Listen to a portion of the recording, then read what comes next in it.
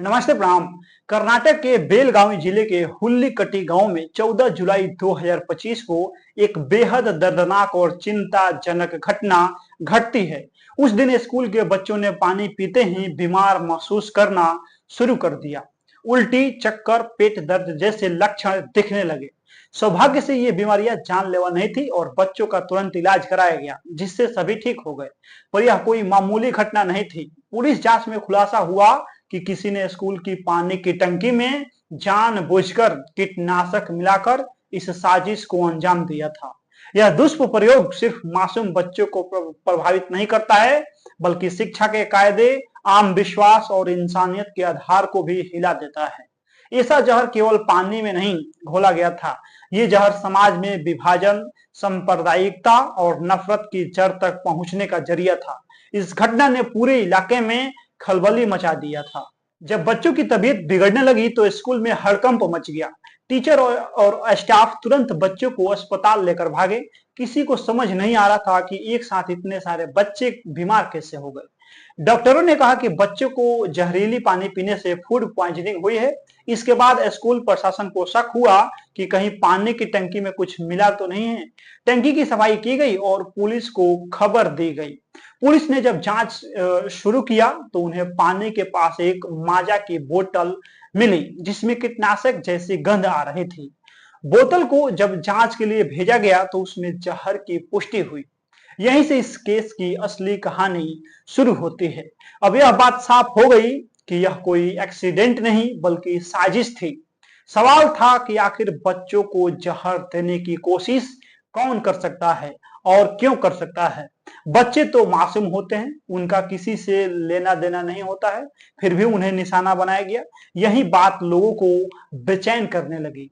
Police ने school परिसर में लगे सीसीटीवी कैमरे खंगाले। उन्होंने देखा कि स्कूल के एक छात्र ने उस दिन बार बार पानी की टंकी की ओर चक्कर लगाए थे। उसके हाथ में वही बोतल भी थी जो बाद में टंकी के पास पाई गई थी। पुलिस ने जब उस बच्चे से पूछताछ किया तो उसने बताया कि उसे किसी ने कहा था कि यह बोतल पानी में डाल दो। बच्चा मासूम था, उसे ये नहीं पता था कि इसमें जहर है। पुलिस ने उसे आराम से पूछताछ में रखा और फिर उस शख्स का नाम सामने आया जिसने उसे ये काम करने को कहा था। उसका नाम था कृष्णा मदार। कृष्णा मदार कोई बच्चा नहीं था, एक बड़ा युवक है और स्कूल के आसपास ही रहता है।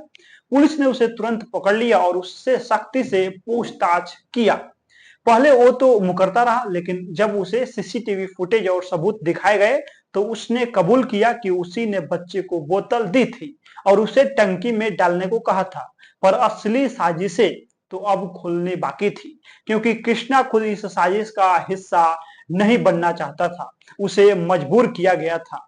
जब पुलिस ने कृष्णा मदार से गहराई से पूछताछ किया तो उसने जो बताया वह बेहद चौंकाने वाला था।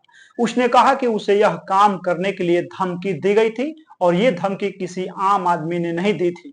ये धमकी दी थी दो लोगों ने, सागर पाटिल और नागन गौड़ा पाटिल ने। इन दोनों ने कृष्णा को ब्लैकमेल किया कि अगर उसने बोतल टंकी में नहीं डाली तो उसकी कुछ निजी बातें और तस्वीरें गांव में फैला दी जाएगी। कृष्णा डर गया था और मजबूरी में यह गंदा काम कर बैठा। अब नाम सामने आया सागर पाटिल का और यही इस केस का सबसे अहम मोड़ था, क्योंकि सागर पाटिल श्री राम सेना नाम की एक कट्टरपंथी हिंदू संगठन से ताल्लुक रखते हैं और वे शवादती तालुका के अध्यक्ष भी हैं। उनका मकसद साफ था, मुस्लिम प्रिंसिपल सुलेमान गरी नायक को हटवाना। उन्होंने एक ऐसी साजिश रची जिसमें बच्चों की जान भी दांव पर लगा दी गई, सिर्फ इसीलिए कि स्कूल का प्रिंसिपल मुस्लिम था। वो नहीं चाहते थे कि कोई मुसलमान एक सरकारी स्कूल का प्रधानाध्यापक बने रहे। अब आइए बात करते हैं स्कूल के प्रिंसिपल सुलेमान गरीनायक की। वह पिछले 13 साल से इसी स्कूल में कार्यरत हैं।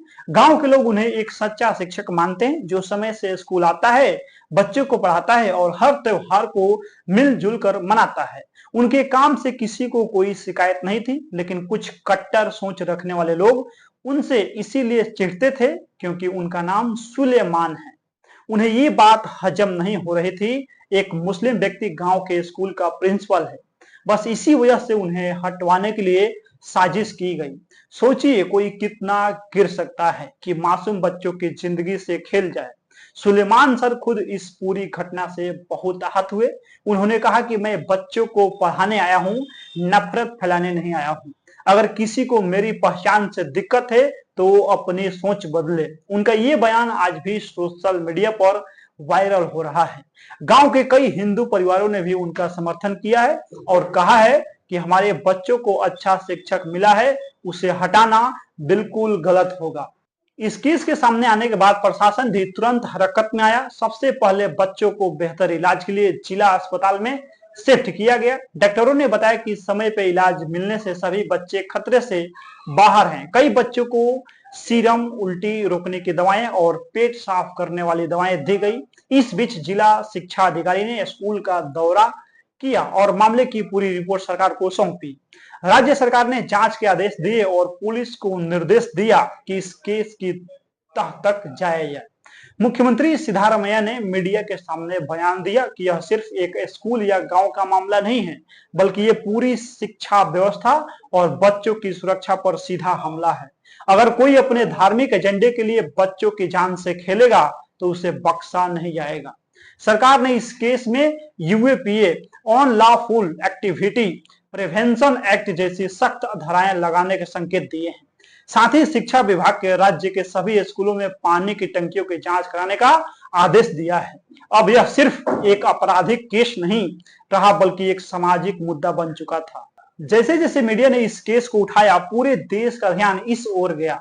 टीवी चैनलों, यूट्यूब न्यूज चैनलों और सोशल मीडिया पर यह खबर वायरल हो गई। ट्विटर, फेसबुक और इंस्टाग्राम पे लोग तरह तरह की प्रतिक्रियाएं देने लगे। कुछ लोग इस घटना को हिंदू मुस्लिम एंगल से देखने लगे तो कुछ ने इसे एक इंसानियत के खिलाफ अपराध बताया। कई पत्रकारों ने स्कूल जाकर रिपोर्टिंग किया और वहां के लोगों से बातचीत किया।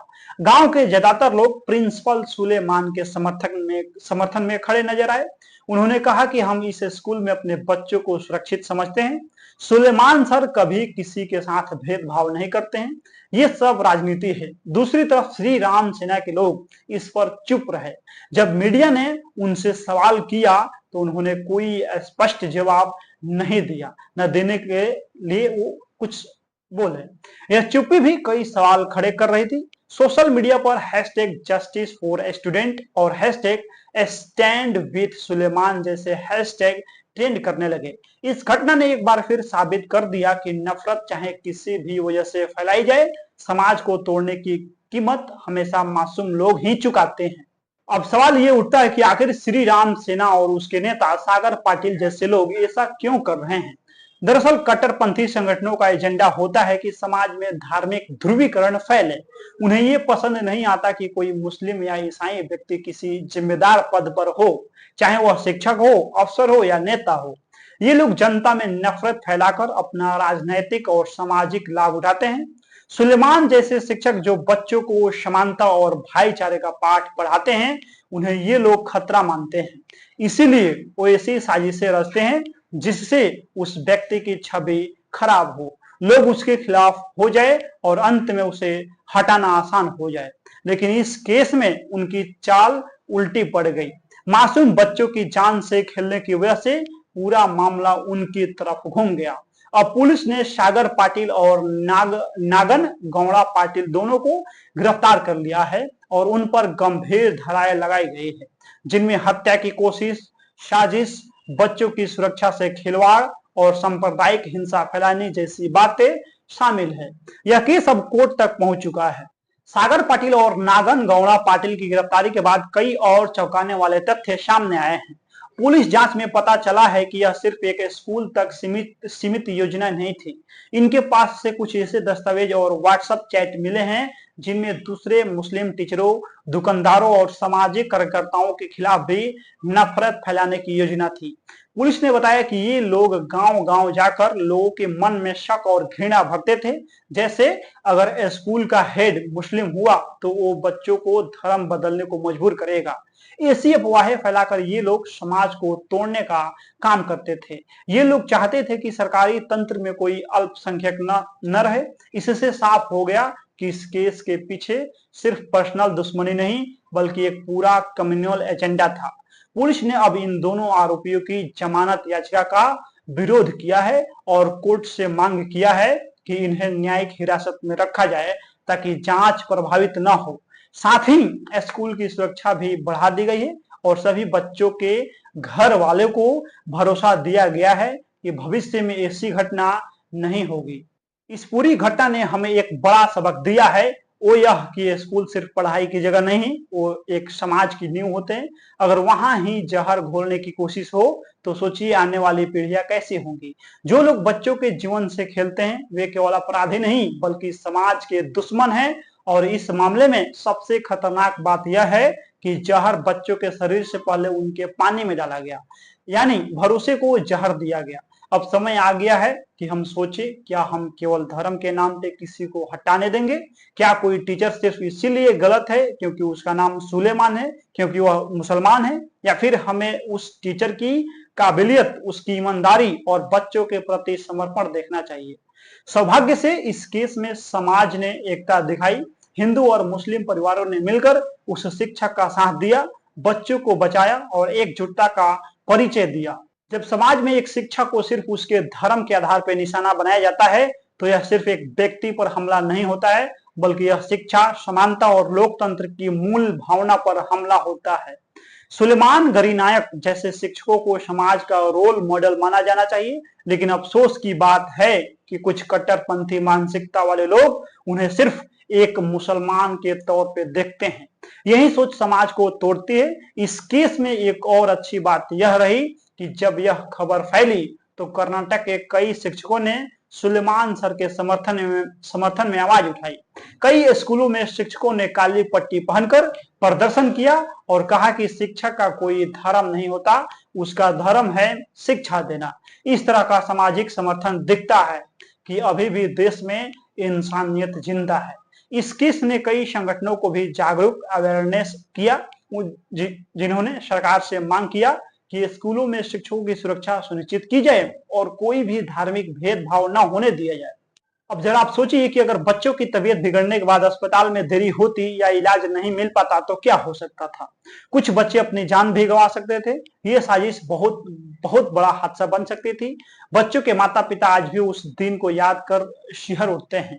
एक माँ ने मीडिया से बात करते हुए कहा कि जब मेरी बेटी की तबीयत बिगड़ी वो रो रही थी और कह रही थी कि मम्मी पानी पिया था, बस उस वक्त मुझे समझ नहीं आया क्या करूं।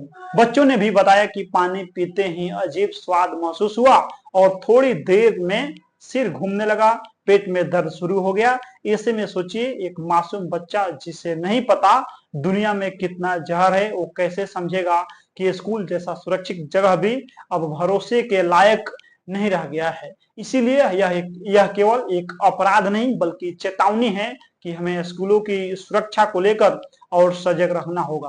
पानी की टंकियों की नियमित जांच होनी चाहिए। स्कूल के स्टाफ की बैकग्राउंड वेरिफिकेशन और समाज में भरोसे का माहौल बनाए रखना अब सरकार और जनता दोनों की रिस्पॉन्सिबिलिटी है। इस केस के बाद बेलगावी जिले के कई स्कूलों में विशेष अभियान चलाया गया। शिक्षा विभाग ने आदेश दिया कि हर सरकारी और प्राइवेट स्कूल में पानी की टंकी की जांच किया जाए, सीसीटीवी कैमरे चेक किए जाएं और बच्चों की सेहत का एक बार मेडिकल चेकअप भी किया जाए। कुछ जगहों पर स्थानीय पुलिस ने स्कूल के स्टाफ और छात्रों को सुरक्षा जागरूकता पर भाषण भी दिया। यह देखा गया कि घटना के बाद से बच्चों में डर बैठ गया था। कई बच्चों ने पानी पीना बंद कर दिया था। कई छोटे बच्चों ने अपने माता पिता से कहा कि वे स्कूल नहीं जाना चाहते हैं। यह डर स्वाभाविक था, लेकिन यही डर शिक्षा की नींव को हिला सकता है। इसीलिए अब जरूरी है कि बच्चों के मन से डर निकालने के लिए स्कूलों में काउंसलर रखे जाए जो बच्चों को समझाएं कि उन्हें अब सुरक्षित रखा गया है। इसके अलावा शिक्षकों की ट्रेनिंग में भी यह जोड़ा जाए कि यदि कभी किसी को टंकी, भोजन या किसी अन्य चीज में कुछ संदिग्ध लगे तो तुरंत प्रशासन को सूचना दी जाए।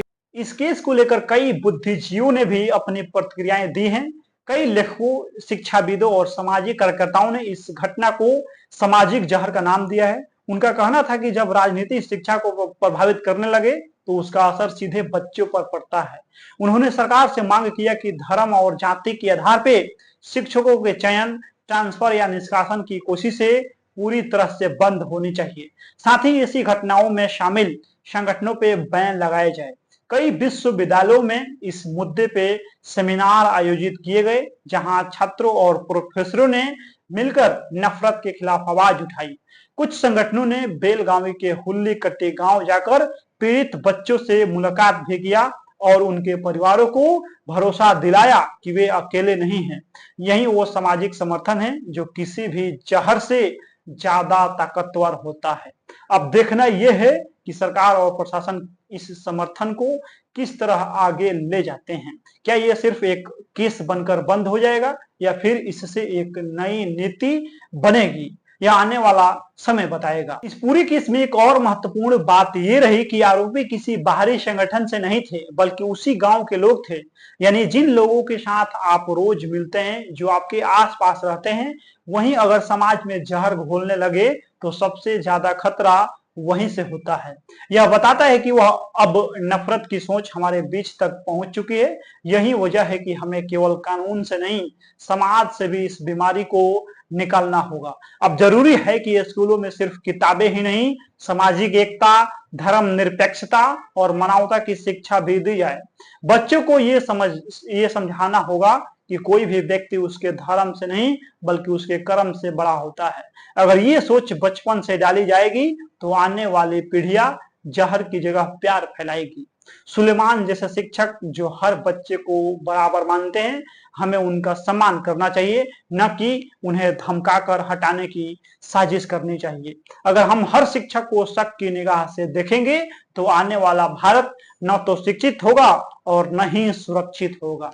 बाकी इस वीडियो में आप लोग अपना प्रतिक्रिया दे दीजिए। मिलते हैं अगला वीडियो में। बहुत बहुत धन्यवाद।